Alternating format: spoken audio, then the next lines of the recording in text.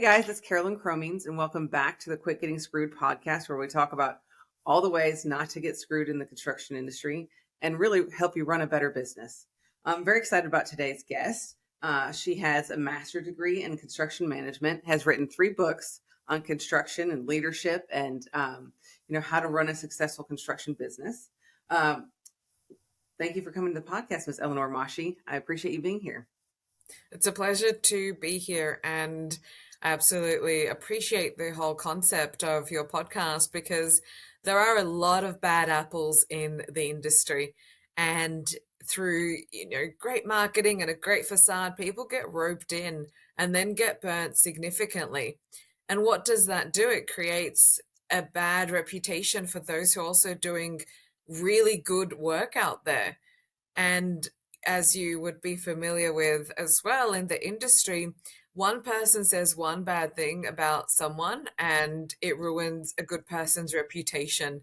And there is so much of this happening in the industry that actually prides itself on integrity.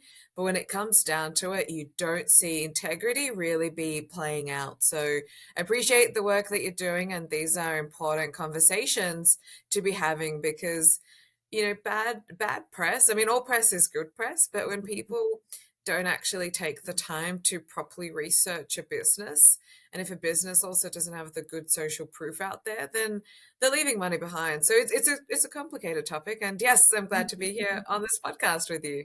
No, and I agree, and especially in an industry that's having a hard time getting young people to join and staying afloat. I mean, all of this is crucial information. So, before we dive in, tell us a little bit about your background and how you got into being a construction coach and the books. Well, we'll get to the books in a second. So, just a quick background of how you got to where you are now.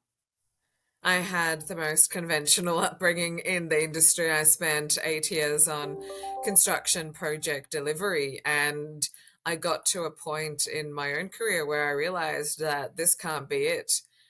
I was sold a dream, right? It's going to be this brilliant, fulfilling walk in the park. It's going to be everything that I wanted served on a silver platter. But there was a gaping chasm in my career. And I realized that it was one stark morning. I was working on a toxic site, toxic culture. It was seeping into like a cancer into every aspect of my life. And I could not project out that one day for the next 40, 50 years of my career. And what call that a career in construction? Was that the price I had to pay? Like, you want my soul and the prospect of my firstborn child, in order for me to have the privilege to work with such inadequate managers. And I understand that may sound like an over exaggeration, but it's actually, that was the reality that I was facing with the type of management that I was in. And they could not see me as an individual. And that was becoming suffocating. So it was one stark morning. Melbourne is a very grey, dull city, especially for 95% of the year. And I was staring out of the site shed with bars, and it felt like a prison. And I looked out into this dead grey gravel and I said, this can't be it. This cannot be life. This cannot be my career. And I started my own journey of exploration. And the first thing that I came across was my own vision. And my vision pointed me in the direction of not what the industry told me I should do and had to do and had to be, especially as a woman. That narrative was also not fitting, and we can talk about that afterwards. So when I started conceiving my own vision, I also realized that if I'm having this issue with my career, there are others. So I took 1 or 2 years to solve it for myself before I actually said, well, I was stuck. Now I'm unstuck. I see you're stuck. I can get you unstuck. And when I realized that there was truly a gaping chasm in the industry when it comes to principle based powerhouse mindset development and entrepreneurial based skill set development outside of the technical realm, which is just shoved down people's throat, like it's going to create a brilliant career out of them. I mean, if you want to become a glorified technician, be my guest. But I had to become the anti construction coach.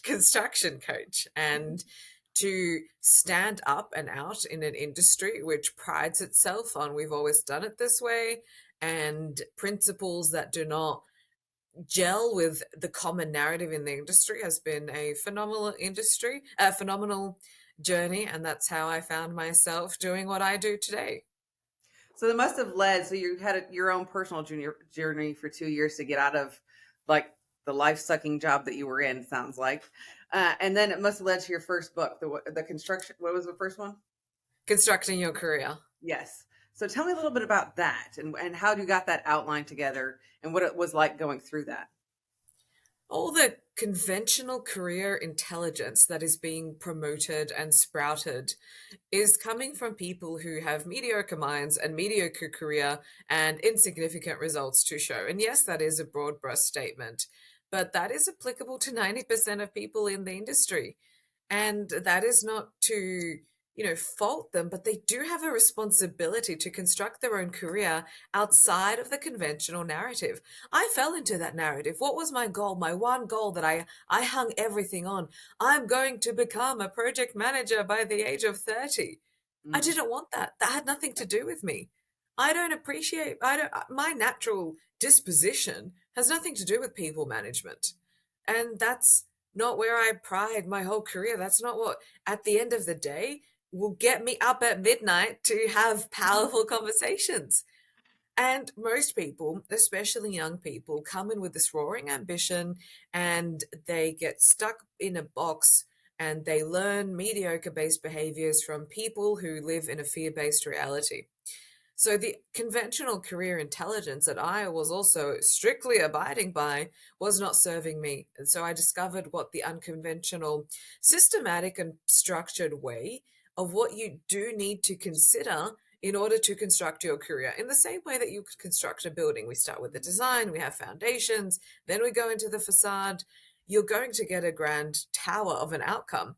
But when most people are abiding by, again, this conventional career intelligence, their career in construction is more doormat-like than grand tower-like. Whereas the industry is brilliant. There are so many opportunities. You could have a whole episode just on the opportunities. It is truly a rich industry, especially in developed worlds. So why are people having these inadequate, unfulfilling careers and they're doing the same thing over and over and over again, expecting a different outcome? And that's when I had to write my first book, Constructing Your Career, which was also an opportunity to cement, no pun intended, my own philosophy of how I construct my own career. If you don't get the foundations right, what are we going to build on top of that? It will come crumbling down. yeah. And some people die with their ideas and what they could experience within the industry within them. And that's the stark reality. And I find it sometimes ironic, or not ironic, but 3 4 years, that's been my core principle of, Mhm. you know what, construct your own career. You do what you want based on your internal disposition. And the amount of vitriol, the amount of comments, the amount of hate that I've gotten because of that one principle is quite phenomenal, Really? really, when I look at it that way. So putting out that philosophy and the good feedback and the bad feedback has been valuable. Well, it really should be a place for you to show your creativity and not just a place because it's set up where you just go do the same thing every day, right? You're working up for a small objective. And so like what is the first step? What is the first step in that design of the career that you want? How do you start? It needs to start with, and fast forwarding a little bit, but it needs to start with that vision. When I conceived my own vision, it didn't say that I'm going to become the CEO of a tier 1 company, but that's what the industry tells you you have to be because there's the women in construction ego, chip on the shoulder type narrative to have to try and prove things for everyone else but you. And that's a whole other conversation unto itself. I have very polarizing views on that. And when I was truly asking myself questions like, what would my perfect day look like? It wasn't being on site from 6 a.m. until 9 p.m. dealing with concrete. It Mhm. was writing a book in the Plaza Hotel in New York. And when I conceived that thought, I was so struck myself. I'm like, what is that thought? Who am I to have that thought? I'm just a construction administrator from Melbourne, and they've put me in this role and I have to do well because they told me that this project's a company's best project, so on and so forth. But that thought didn't leave me. So I had to It's like when there's string on a jumper and you have to pull it and everything else comes apart. Mhm. And that's when I started realizing that my career needs to be built around things that bring me to life, which is speaking, it's connecting to people, it's passing on knowledge, it's fulfilling a teaching capacity. That's what is aligned with my soul. And if that changes, great. I allow for it to change. But I realized that what I thought I had to do and who I had to be was completely irrelevant to my vision. And I did what the industry told me to do, put the vision Mhm. back in a box. And I even had a mentor at the time where I mustered up all the confidence in the world to share a part of my vision. And that mentor at the time told me it's absurd. What a silly thing, Elinor, for you to consider becoming an entrepreneur. You need to work with me for 20 years before you may even think about doing something else. Elinor, that's really shallow. Why would you want to do that? So through many different avenues, and especially a mentor who I at the time, I idolized, I put on a pedestal, shut down my dreams, and I thought, you know what? Of course, someone else other than me knows that what's best for me. So every time I put that vision into a box, it just kept on coming at me and nagging at me with, a roaring blaze. And that's when I knew, you know what? I have to do something about it. And when I became convicted about it, that's when the idea for the construction coach came about. That's when the right mentors, people, and opportunities presented themselves for me to pioneer that pathway. Oh, that's so amazing that you can be an example, because I know how many people that get stuck and just keep putting it back in the box and never do it, and leave and never get to, fulfill their dreams or their creativity. I'm very interested. Your second book is on leadership in the construction industry, which I know is something that is wholly lacking. So kind of tell me what your experience was. I kind of heard a little bit, but then what is your advice? When I was seeking to, I guess, establish myself as a leader in the industry, or even think about what that could mean on a project delivery perspective, I sought to emulate the leadership around me. So what was that like? Being bullish and shoot from the hip and, be all macho and be cold, very cold, and definitely show no expression of personality and no emotion. That backfired on me more times than I can count, and I'm embarrassed when I'm embarrassed for me in that situation how I acted. If I could take it all back, I would. I acted out of uh, I don't like that. Like, I would like to apologize to people for acting in that way, because that's what the industry presents to you as that's what leadership is. And that's just one example of, leadership principle. Emulate those who are in positional power, Mhm. right? And positional power is very different from leadership, because, as I'm sure you're familiar with, people can attain positional power through unethical and immoral ways. That does not make them a leader. And there's so much more archaic leadership notions that people subscribe by. But very few are actually in impactful, influential, and leadership positions which have a great value proposition to everyone.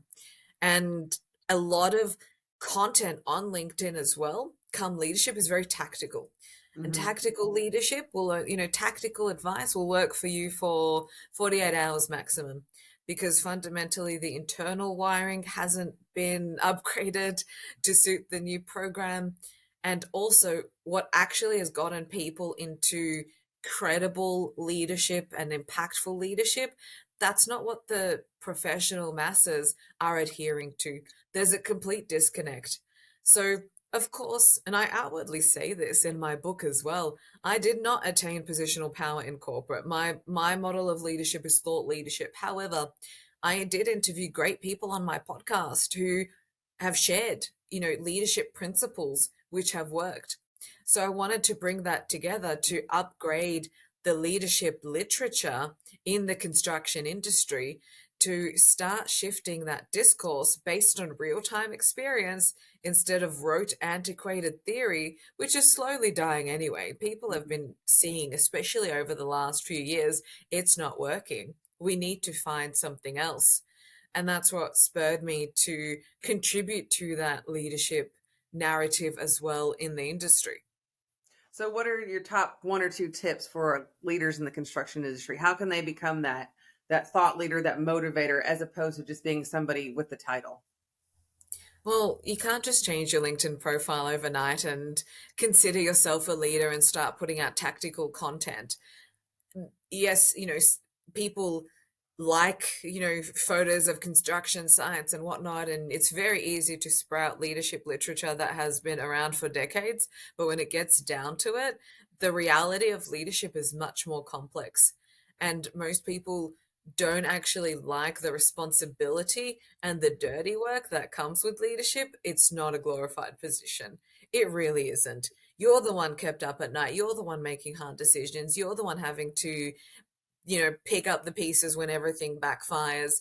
You're All the responsibility stops with you. So there's a lot of fluff that I don't, stuff like the reality of leadership is not one that most people would actually subscribe to if they knew what it really took, and the sacrifice and the price that an individual pays, not just the individual, but the individual, the family, their finances, their emotional equity. They put in more equity than anyone else. But also, leadership starts with being all of who you are. Mm. That's the only way that people will know if I'm the right leader for them. And I'm not the right leader for many people. Many people are deeply disturbed by my entire presence. Sure. I mean, I used to shrink myself and put myself back into the box, but that's a reflection of their mindset. That has nothing to do with me. So leadership that starts with you being all of who you are, but people can't be all of who they are if they don't take the time to figure that out. And True. being all of who you are has nothing to do with your corporate identity. I couldn't care less about your job title. I want to know what makes you come alive. I want to know what you believe in. What are your values? And what is that hill, that philosophy of yours that you're willing to stand up for against everything else? Because I see a lot of leaders, quote unquote, on LinkedIn, their narrative, their philosophies, their beliefs will change with the wind. So, Yeah. how authentic are you? And it takes more courage and conviction to stand up against conventional narratives than people actually that can imagine. So that's the short answer to your question. And I think too is that great leaders aren't made when things are easy. Great No, leaders are made through the strife and the challenges and having to figure it out. At least that was my experience, and it's still my experience. Like when things were easy and I could throw it at somebody else and didn't have to worry about, keeping people and learning how to be a great leader. I wasn't, but especially in this great resignation and not being able to keep people, leadership makes a difference. Absolutely, in any business, but definitely. especially in the construction industry, which nobody can find enough good workers in that industry. Well, just on that, like I have the analogy. Why would you invite, who would want to come over to a dirty house, right? Sure, exactly. So people will say, let's advocate. How about we clean up the mess first to make it so lucrative that people have no choice but to join? Exactly. And then they'll automatically come. Yeah. Exactly. And they'll be drawn to it because it is a great way to make a career. Speaking of which, then your last book was Young Gun, which is about new people getting into the industry and kind of the top things that they should know. So kind of tell me just briefly, if you were thinking about or brand new in the industry, what are some of your tips and highlights from that book? It's about having that formidable combination of protecting and nurturing your ambition, but backing it with that powerhouse mindset and high performance principles of success and and high impact professional practices, which is also backed by entrepreneurial skills. So it really comes down to that powerhouse mindset and entrepreneurial thinking and entrepreneurial skill set, because there are people with great ambition. I mean, as I say, young guns are the last remaining hopium of the industry. If not those with ambition and heart, and if their passion and their zest for the industry isn't nurtured, who's going to lead the industry in 10 years from now? No, Because the leadership of today, they're not going to be around forever. They won't want to be around forever. They've done their time. Right? People want to move on to other things or start their own businesses. So who's left? We can't let the mediocre professionals who, play politics come into charge, because that just creates toxic cultures most of the time, of course. So who's left? It's the young guns. So if young guns continue to play by the conventional rules of the game, they're always going to lose. It's a lose-lose situation. And don't take my word for it. Look at how many uninspired people there are in corporate. Look at Yeah. how many people need an incentive just to come to work and do the bare minimum. I mean, the productivity rates for corporate professionals across many industries is anywhere between 20 to 40%. And they want more money, and they want more pay, and they want more benefits, and they want more. They want more and more and more for doing the absolute minimum. And they think that this mentality is going to get them either into the C-suite or to have a successful business. Because fundamentally, they're the only two ways to make it big in any industry. Hmm. Really, there aren't that many options, and none of us here are, I can say the Michelangelos, or we've got a brilliant tech startup, like a unicorn startup like WhatsApp or something, right? That you're either going to become an executive or you have to start your own business. So if you play by the rules of the game, you're going to lose. And unless young guns don't know the rules of the game to win at the game, then what game are they playing? Everyone's playing a game. I'm playing a game. You're playing a game. Why can't we all win? So it is an essential book to just rewire everything that they've been told, which isn't working. It's not serving them. Yeah, absolutely. Um, and so I know you mentioned mindset, and I know you're a coach. So how do those two work together, and how do you coach your clients on mindset? As my mentor always also says, Ron Malhotra, you don't know what skill set you have. You don't know what skill set you need until you know what mindset you need. Mm. So, and I was talking to someone beforehand. They were like, "Yeah, Elinor, I need coaching." It's like, well, what do you want to achieve? Because if you say, I want to, become a corporate executive, or that's where I want to go, that's a completely different skill set and way of thinking than, becoming a business owner as well. But most people, first and foremost, go develop a whole lot of skills, just skills, skills, skills. What skills? In what direction? We don't know until we don't fundamentally know your whole internal identity and what is in true alignment with you. And that process is a deep investigative process that we ask challenging questions to first and foremost start shifting people's paradigm, more so to wire them towards what they want and what they want to achieve outside of their external conditioning that has been drummed into them from parents, society, culture, media, bosses, government, spouses. The list goes on and on and on and on. So, first I enable people to look inside of themselves, right? You can Mhm. do that onto yourself. You can, but that could take you 10 years because you don't even know where to look. Yeah. But when you have that guide, and I can't look for you, I can only guide you to do that.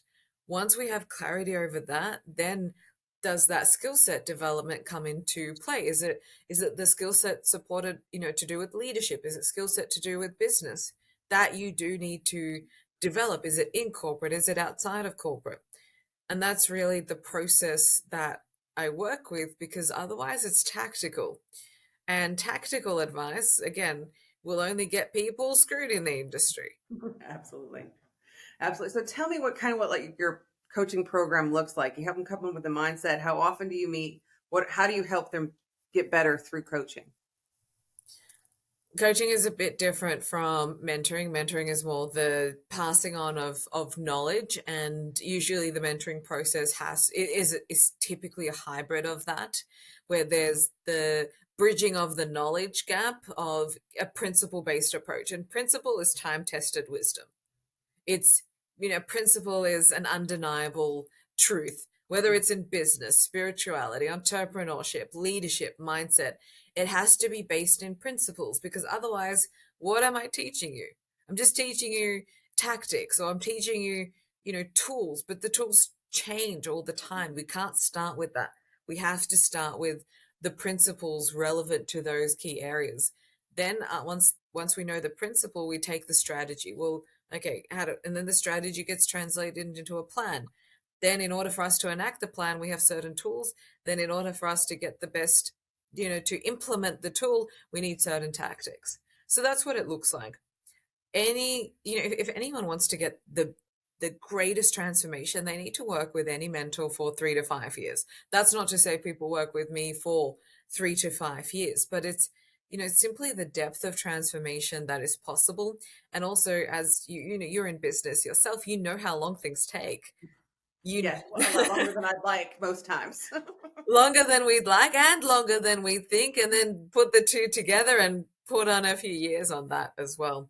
So long-term transformation, and that requires people to work with us for a minimum of we recommend a minimum of 6 to 12 months, and that requires different programs at different times. It doesn't need to be in continuity, but again, it always depends on the level of ambition that someone wants.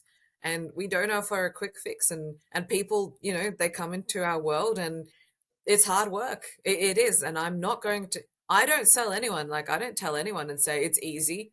I can't, because then I would be falsely misleading you. It's going to require work. You will need to defy convention.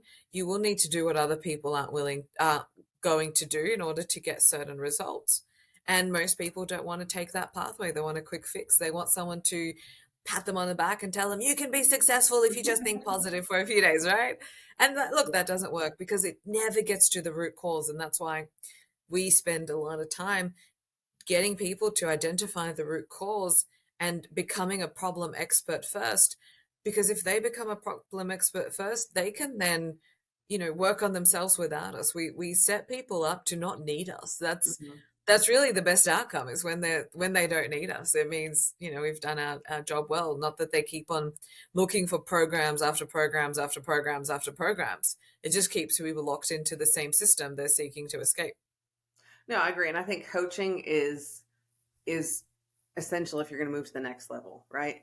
For working on yourself, working on your business. And it's not, the coach is not just saying, hey, you're doing a great job. It's like, okay, well, what's this? And here's the work that you need to do. And coaching is not going to be successful if you don't put in your side of the work, right? And actually Exactly. listen to what's going on. You can show up and listen all day, but if you don't do what the coach is suggesting or check in, then it's not going to help. But I mean, I'm seeing it transform so many people's lives and help people, keep on task with where they're going. And the So, issue is there are mhm. a lot of, if I can just add, there are a lot of lemons in the industry. There are a lot of tacticians. There are a lot of people who will promise you the world. There are a lot of people who don't deliver on what they say. There are a lot of people who give short-term results. And I understand the skepticism that people have when it comes to even picking a coach, but and also people's broken money mindset, where it's Yeah. different if I spent $5,000 and I know I'm getting a bag, or 20,000 I get a car, and I can show, hey, Karalynn, look at my car, look at how good I am with my bag. Like, the, Mhm. that ego isn't fed when you invest in yourself. And that's what also stops a lot of people from even entertaining the notion of investing in themselves, because fundamentally their paradigm is still out of fear. They're not driven by love for themselves, for their vision, for their work. Fundamentally, it's still fear based. And of course, those who do what they need to do despite their emotional state, like yourself, will be able to benefit from what the coaching and mentoring world truly has to offer. Well, like you said, if you want to be like nobody else, you got to do what nobody else is doing. Exactly. That's So you right. also have a podcast. So tell me a little bit more about your podcast. Constructing You is right now on a mission to interview an exemplary leader or industry titan and or young gun from every country in the world to prove that you can become exemplary, excellent, or an exceptional person behind the projects, regardless of your circumstances. People love their circumstances. Yeah. I wasn't dealt with this brilliant card. Therefore, how could I possibly, become anything in the industry? Or, I'm on this project. How can I possibly do this? Or, my local industry really supports this narrative, then I must follow it.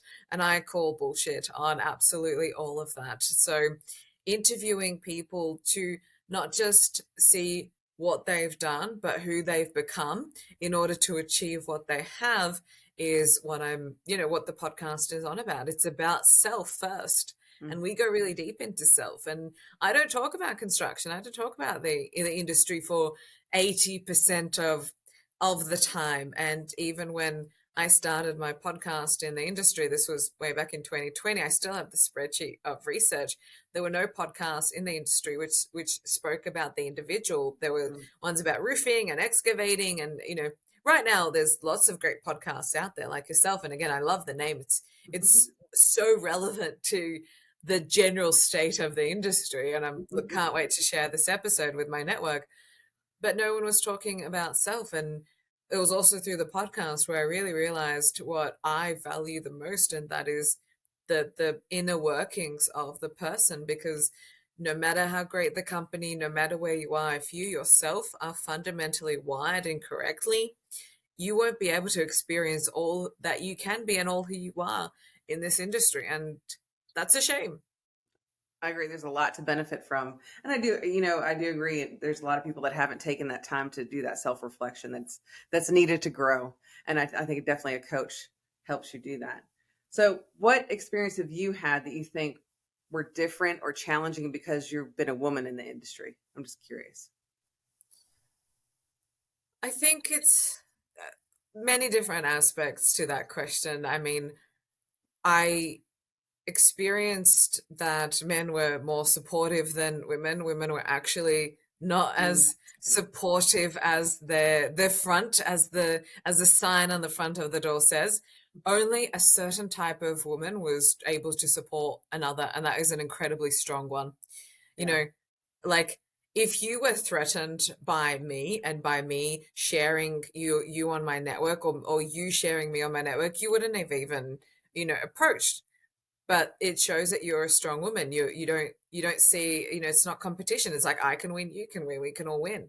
And there is a very slim minority of women like that in the industry. They were the ones who are actually less in line with the values that they promote and they advocate for Mhm. when it came down to their own behavior. And when I saw this disjunct, that made no sense. Absolutely no sense. How could you stand and advocate for something, but when it comes down to it on ground level, your behavior and your character explicitly is against what you're advocating for?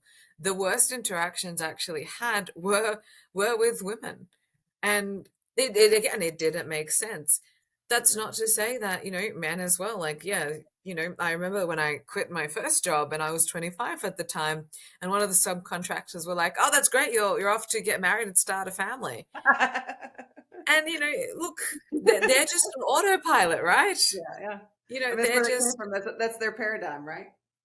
that's their paradigm. So you meet a lot of these conventional types of conversations and whatnot. But what I realized the most was that the narrative around women in construction is simply not supporting them. It simply is, the more and more that people seek narratives of division, of divide and conquer, it's not going to allow them to realize that gender has nothing to do with the success and fulfillment that you can have. Well, are you saying that this physical container that I am in is going to dictate what I can do in this world? Sure, I'm not going to become an astronaut, and I also have no aspiration to. But for me to carry out my vision, man or woman, this physical container of mine is no match for my infinite imagination and the potential that I can tap into through many other different sources. And how I also came to this conclusion, I started listening to podcasts, and that's why I Mhm. love podcasts so much. They rewired my mind because I was listening to entrepreneurs who came from no significant background, no hand me downs, even, horrible circumstances, but they made it. And Yes. not one of them premised their success on their gender. And that's when I realized that this narrative is broken. And years later, did I realize the origins of this narrative. And, and I speak it and I say it, and I don't actually support the mainstream narrative. And that's of course why I'm never invited to any of the events or anything, because it's this toxic femininity, and it's not going to actually get people the goal that they want. And on the flip side, men don't actually have it any easier in construction. The suicide rates are higher, the alcohol and substance abuse are higher. Men actually, even though they may earn more, they end up with less net worth than women because of the responsibilities that they take on. So the narrative around men is equally as broken. How come women in construction don't advocate for death jobs? You know, the ones where you are more than likely to die, men go and do those jobs. How come there's no advocacy for women to go work in tight conditions and mine for, toxic substances? Men go do those jobs. So women are really only advocating to be at the premium prestige C type jobs. Like, and yes, women do have their issues, their barriers as well. But the glass ceiling that women put onto themselves first is a lot lower than what the industry has to say. No, I agree. I agree. And I think we can do anybody can make up their mind to do whatever they want in the industry. It's not based on, and everybody, whether you're man or woman, or you're going to face challenges. It's Yeah, just, it's universal. I do wish I that's would right. see more women support each other though, because like I'm on a mission to make the industry better. And it sounds like you're on the same mission. So let's work together and expand our network to get that done. That's right. And it's just a reflection of lack mentality. I can win. I can have as much of I want as I want of the pie, and so can you. Mhm. You're not Exactly. taking from me, and I'm not taking from Exactly. you. There's enough out So there for everybody. Absolutely. that's So you right. have all this stuff going on. Where are you headed next in your career? What's your next I'm move? in a really interesting point of, deep reflection, and there are, a few projects that I'm working on. Of course, book number four. If there's one, there's two, two, there's three, three, there's four, four, there's five, so on and so forth. I absolutely love writing, and of course, the podcast is on a great mission. But the construction industry has really changed from when I started, as have I, as have I more so. So it's really a time to reinvent and also to have the courage and myself to stop doing a lot of things that I started doing, which simply aren't serving me anymore, and it's not hard aligned. So, really re-looking at, what I offer and what I actually do, and also as the intention was always was, branching out into different ventures as I have been of recent years as well. But diversity is one of the most important values in my career. So it's really looking as to how do I feed that? How do I continue feeding that ambition, and what does it look like? So, very Mhm. much taking my own advice of introspection and seeing what that looks like. I was like a coach for the coach, huh? We need to, and I can't tell someone to think about what you want if I'm not doing that. But no, definitely exciting projects that um, that are on the horizon, especially being book number four. Awesome. That's exciting. Can you give us a little hint on what it's about?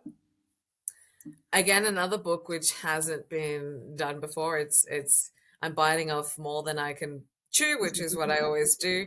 And it's another thing which, the premise of the book, without giving too much, as I haven't, fully formed it yet, but well, I fully formed it, but it's still in its Usability. early stages, is the industry is lacking wisdom and knowledge. And people are simply being misled, as I was sharing with you with that tactical advice. Hmm. Principles, good, solid operating principles are missing from the industry. Hmm. And the mission of the book is going to be a reintroduction of that. So Awesome. I'm That's excited exciting. to bring that level back into the industry. And I know that that is only going to speak to a minority in the industry, but that's absolutely fine. Exactly. I agree. I agree. And I know all of your books are available on Amazon, but where, if people wanted to find you, we'll put this on the show notes, but where can they find you? Elinor Moshe _ on LinkedIn, and Elinor Moshe _ on Instagram, and Elinor Moshe on LinkedIn. Awesome. Well, thank you so much for being on the show. I'm sure we'll have you on again for some other after the launch of the new book. Thank you so much, and more power to your mission, and truly saving people from the industry, which Exactly. is Being their which best is self in the industry. yes, yes. So thank you for what you do, and I want to see you win all the same. Thanks. Thank you.